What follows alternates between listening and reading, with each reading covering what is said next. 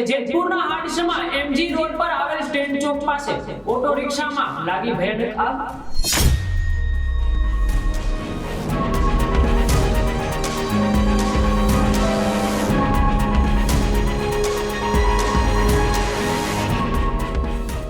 મહત્વના સમાચાર જેતપુરથી આવી રહ્યા છે। જેતપુરના હાડસમાં એમજી રોડ પર આવેલ સ્ટેન્ડ ચોક પાસે ઓટો રિક્ષામાં લાગી ભયાનક આગ।